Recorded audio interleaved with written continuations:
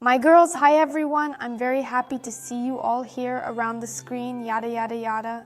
I decided to make a little section where I will answer your questions. These little short videos, if of course they turn out to be short, because I like to talk a lot, and they'll probably be very long. So there you go, girls, answering your questions. How do you get the passion back in your relationship with your husband? A very hot topic for all girls who are married. A hot topic. And first of all, girls, so that we do not suffer, so that we, do not see the problem where it is not, we need to specifically understand the situation. What the hell is this? What is passion? And why is it disappearing somewhere? And what do we do? Should we get it back? Should we grieve for it? What's going on? Here we go. Here's how I see it, ladies. How I see it? Well, that's just the way it is, There's a lot of myths surrounding this subject. We're going to break them all down.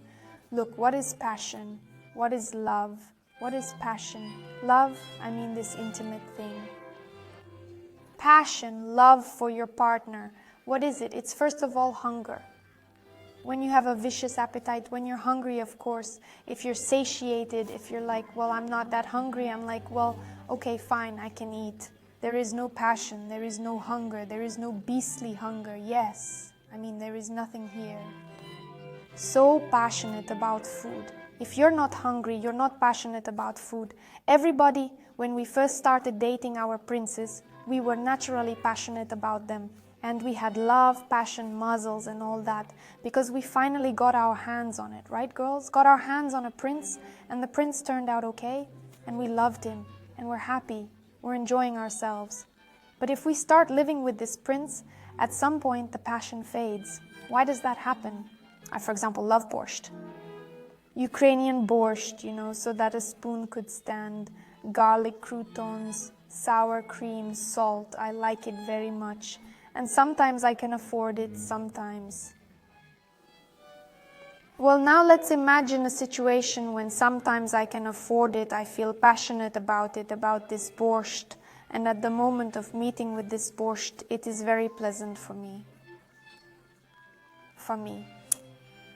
Well, now let's imagine a situation when you eat this borscht every day. Every day you have this borscht with you.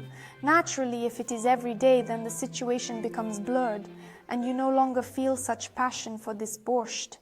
Imagine that it is constantly lying. You have this borscht on the table in the kitchen with this salts, with this sour cream, and you walk and this borscht is always on the table and you can always enjoy it, always. And naturally, do you feel passionate about it when it's around all the time? Of course not. And it is quite natural because there is no hunger, there is no lack. Borscht is always near you. Your native favorite borscht will always support you, always satisfy your hunger, always near you. And naturally, there is no passion. It is natural, right? But what do all these gurus offer us? Sexologists, what do they say? You have no passion in your relationship. You need to do something about it because it's an unhealthy sign. Let's look at borscht. It'll be clear to you right away. Tired of eating borscht every day? There is no passion for borscht. Try to eat it. Try to diversify your eating borscht. Try eating it not on the table, but under the table. Try to eat borscht not with a spoon, but with a fork. And try to eat this borscht with your hands. Try to invite your girlfriend and eat borscht together with your girlfriend. Try to eat borscht on a window, and behind a sofa try to eat borscht. And suddenly take this borscht as if go out in people and eat it somewhere. In the toilet, this borscht of yours, borscht. Do you think you will have passion for this borscht if you start eating it in different other places and with different objects? Of course not, of course not. For passion to arise, there has to be distance, there has to be hunger, there has to be a feeling of lack. That's when passion arises. But if there is no passion in your relationship, if there is no passion, it's normal. It's absolutely normal. It's like, if you're hungry, you've satisfied that hunger, but complaining that you always have food nearby, but you're so hungry, it's kind of silly. On the contrary, you're satisfied, you have food, and you're at peace. You have your favorite man next to you, and you are calm with him. You are no longer hungry. You no longer have such a, I got to this prince. He's there. You're at peace. You're calm. And you know, girls, I want to tell you this. Passion is great. Of course it's great. Everybody's had times of passion in a relationship. It's all great. But you got to realize what's behind the passion. Because passion, it's superficial. And when the passion passes, depth is revealed in the relationship. You know what that is? It's when you're sitting next to your loved one and you're sitting next to them. Just watching a movie with him, just drinking tea, and the very presence of each other, the very living together.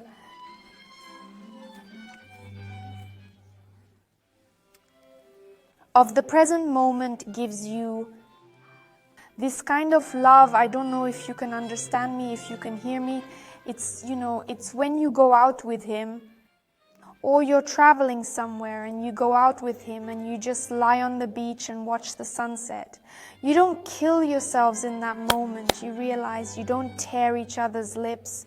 You don't pinch each other's ass. In that moment, you're bonding over something much deeper than this saving, right? Much deeper than that, and you get a chance to feel it. You know what the problem is, girls? Women are seen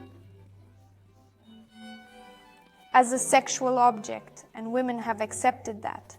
And often we women in general are judged by how much they want you or don't want you. If they don't want you, that's it. Her life is gone and all that.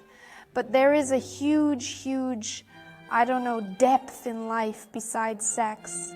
Because sex itself is a very superficial pleasure. A very superficial pleasure. So if you live for a year, you fuck every day. If you live for 5 years, you fuck 3 times a week, and there are different norms. It's such nonsense in general, just nonsense. In general, sex itself is a purely biological action for the continuation of the species. The thing is that when we have sex, we can experience love. We can experience connection, this totality. But this totality can be experienced without sex, you know? There are men who cannot feel more than Scythia, right? And such men, they are attracted in a woman only one thing, to use her to satisfy their lust. And that's all. And they don't see anything else in a woman. It's very sad, first of all, for men. And you girls, know that if you do not know the depth in you, it is not that you are crooked, slanted, or something wrong with you. It's just that people around you are not so deep to know this depth in you. That's it. You are more than an object of sexual desire, much more. And remember that. So this whole how to get the passion back in a relationship thing, there's no way. And you don't have to make a big deal out of it at all. I can tell you from myself, we have passions in our relationship with my husband. When he goes somewhere on a business trip, I miss him and he comes back. That is, the moment of hunger should come when you do not see each other for a long time, when you miss each other. But if you're together, it won't happen, and that's normal. You don't have to worry that there is no passion in your relationship. There is no hunger in your relationship, but there is depth in your relationship, and it needs to be noticed. Give a very hungry person a plate of fruit. He will eat it. He will not even realize what he is eating, because he needs to satisfy this hunger, to satisfy this passion. But when he is satisfied, he will start looking at every bite. He will start to see the beauty of this dish, the beauty of this fruit. He will, realize, feel the taste of each berry, each piece that he puts in his mouth. And that's where the depth arises. We don't feel anything in life. We need at least sex to feel something, girls. And here it is. Try to start in life. Start to feel beauty, not only in sex, but in the world in general. Because everything is beautiful, you just don't notice it. Start looking at these things. I'm just saying, I've got this feeling inside of me. Like, once a girl wrote to me, I don't know, psychologists are also looking at me, and she said, I just made a video about self-love, about the fact that inside we all feel the same way. Whether you are a man or a woman, we all feel the same inside and inside. And we are all equal in this respect. That is, we have this difference, all the bullshit, only in the head, this hatred to each other. You are such, you are such, you are such, you are a faggot, and you are not a faggot, you are a freak. So it's only in the mind, but inside we are all absolutely the same. We all feel the same. We all realize and feel the same. And when I was talking about it, my voice was reflecting. And someone wrote to me that she has some kind of heartache in there, so she's there. She's hiding some kind of heartache because she's acting like that. And you know what I want to tell you, girls and boys? If you watch us, we condemn emotions. We condemn emotions. And if you somehow emoted, if you somehow wept, if your voice trembled somewhere, it shows your weakness, it shows your pain, it shows your suffering. But I have more to say to you, girls. And there are some things that make you cry, not because you feel bad, but because there's an energy that explodes inside of you. And you're so full inside that you can't contain it. Tears themselves are a release of energy. You can feel something. But this energy is so strong. The energy of this emotion, of this feeling is so strong that you cannot express it only with a smile, only with some gestures or facial expressions. Everything bursts through tears. After all, if there were moments in your life when you were insanely happy, you could cry from happiness. Why? Because it's overflowing. Energy overflows. And since we suppress our negative emotions all the time in our life, they become so much inside that when they start to come out, we start to burst into tears, crying and hysterics. And that's how it is accepted now, that if you cry, then some negativity is bound to be there. Because people have no experience that it's possible to cry from happiness, from love, from what's overwhelming you, from your nature. Your nature. From your source, you can cry. Sex itself is superficial and you don't have to chase it.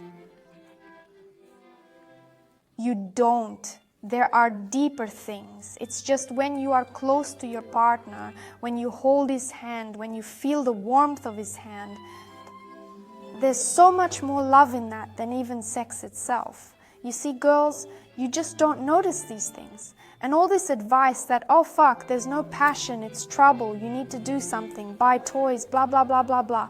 Passion is hunger. It's like seeing your friends. You haven't seen them for a long time. You meet them, you're so good together, but you can't be together for a day, 2, 3, 4 weeks. They're already these friends. You start to get bored and you want to take a break from them. And it's silly, like you live with your friends all the time and you sit here and get bored. Oh, how would you meet the passion, the joy? How to renew the joy of meeting with friends? You can't, you need distance. You need distance to get hunger for that meeting with your friends or with your lover, all that kind of stuff. Passion, it will always pass and it's normal. The problem, girls, is not that there is no passion. The problem is that you see it as a problem. You start to remember, but it used to be so great. We used to rub each other. We wanted to see each other so much. We used to smack each other on the lips, but now we do without it. Oh, I wish we could take that back. We don't need to take that back. There are deeper things. There are always deeper things in the moment, very deep. There are things that give you the opportunity to experience much more than the sex itself.